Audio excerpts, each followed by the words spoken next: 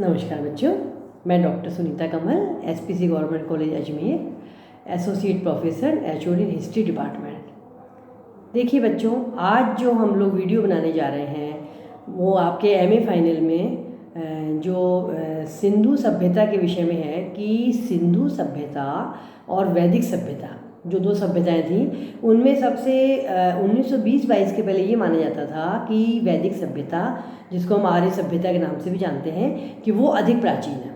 लेकिन जो 1920-22 में खोज हुई, उस खोज में ये तय हुआ कि सिंधु सभ्यता के अवशेष जो हैं वो और भी अधिक प्राचीन हैं।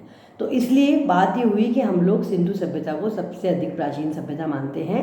अब आज का जो आपका वीडियो है वो ये है कि सिंधु सभ्यता और वैदिक सभ्यता, या जिसको हम आर्य सभ्यता भी कहते हैं, उन दोनों में क्या मुख्य मुख्य अंतर है। मतलब इन दोनों सभ्यताओं में क्या मुख्य मुख्य अंतर है। देखिए बच्चों, सबसे पहला अंतर सिंधु सभ्यता वैदिक सभ्यता में ये है कि सिंधु सभ्यता जो है वो नगरीय एवं व्यापार प्रधान सभ्यता थी, जबकि आर्य सभ्यता जो थी वो ग्रामीण सभ्यता थी।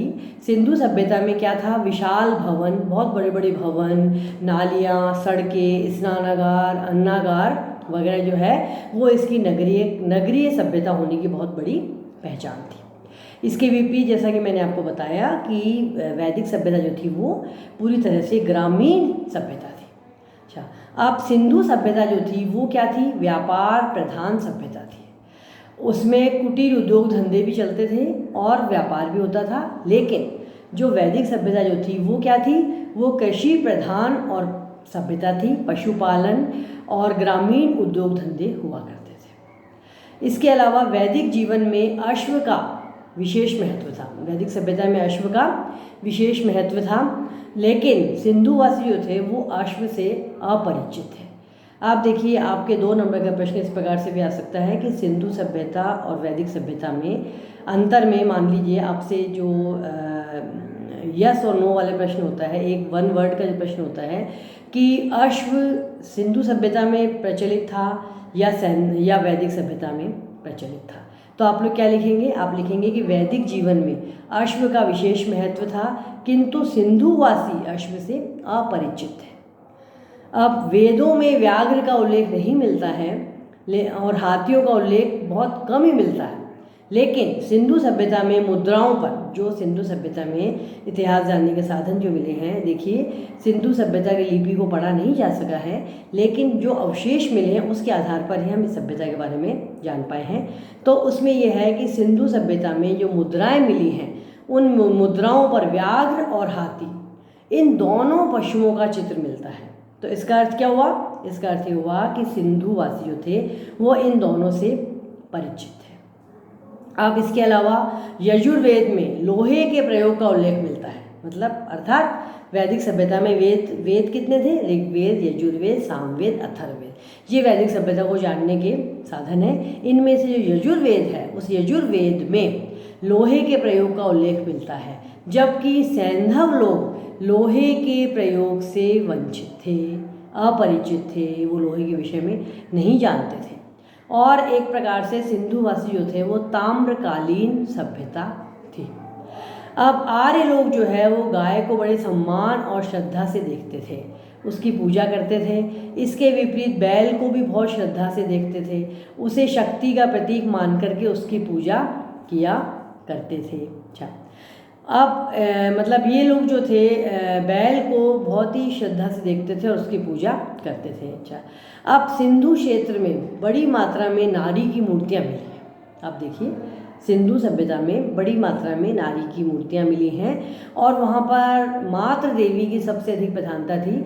मैंने आपको पिछले वीडियो में जो सिंधु धर्म के विषय में बताया था, उसमें ये बताया था कि इनका जो माता की पूजा सबसे पहले करते थे और मातृ देवी सबसे नंबर 1 पर थी इनके लिए, और देवी देवताओं का नंबर जो है वो नीचे आता था और मातृ देवी को वो नंबर 1 पर पूजा करते थे। तो मातृ देवी को मानते थे। इसके विपरीत अब हम जब अंतर की बात करते हैं तो हम देखते हैं कि वैदिक सभ्यता में पुरुष प्रधान समाज था। क्या था, पुरुष देवता प्रधान था और यहाँ पर मातृ देवी जो थी वो प्रधान हुआ करती थी। तो ये भी बहुत बड़ा अंतर था। अच्छा, अब यह है कि सैंधव लोग जो थे वो लिंग पूजा करते थे। सैंधववासी लिंग पूजा करते थे, जबकि वैदिक लोग जो थे वो इसके निंदक थे, वो लिंग पूजा को नहीं मानते थे। सिंधुवासी लोग जो थे वो मूर्ति पूजक थे, जबकि आर्य लोग मूर्ति पूजा नहीं करते थे। वो क्या करते थे, वो प्राकृतिक शक्तियों को मानते थे, पृथ्वी, जल, वायु, अग्नि और आकाश को मानते थे। अच्छा, सिंधुवासी लोग जो थे वो आर्य जो थे, आर्यों का धर्म जो था वो यज्ञ प्रधान धर्म था। यज्ञों में उनका अटूट विश्वास था, वे प्राकृतिक शक्तियों को भी पूजते थे और यज्ञ भी किया करते थे। अब मोहनजोदड़ो और हड़प्पा में कहीं कहीं अग्निकुंड मिले हैं, लेकिन यज्ञों का इतना अधिक महत्व जो है वो हमें देखने को नहीं मिलता है। और आर्य लोग जो थे वो मांसाहारी थे, किंतु उन्हें मछली जो थी वो प्रिय नहीं थी, पर सैंधववासियों का प्रिय भोजन ये हुआ करता था। आर्यों की नाक जो है वो प्रखर हुआ करती थी, पर अनार्यों की, जो मतलब आर्य नहीं है वो क्या है, वो अनार्य है। तो सिंधुवासियों की, अनार्यों की जो नाक हुआ करती थी वो मूर्तियों से हमें पता पड़ती है कि वो शार्प नहीं थी, वो चपटी हुआ करती थी। सिंधु सभ्यता के अस्त्र शस्त्र सादे थे। सिंधु सभ्यता के जो औजार हुआ करते थे वो सिंपल थे, सादे थे, लेकिन आत्मरक्षा के लिए होते थे, बस सेल्फ डिफेंस जिसको बोला करते हैं, वो सादे और सेल्फ डिफेंस के लिए रखा हुआ करते थे। लेकिन ठीक इसके विपरीत ये बहुत बड़ा अंतर है कि वैदिक सभ्यता में जो अस्त्र शस्त्र होते थे वो कई तरह के होते थे और बहुत तेज, नुकीले, धारदार भी हुआ करते थे, और ढाल, कवच, शिरस्त्राण धारण करते थे। एक तरह से आर्य जो थे ना वो युद्ध प्रिय थे, शांति प्रिय नहीं थे, युद्ध प्रिय थे।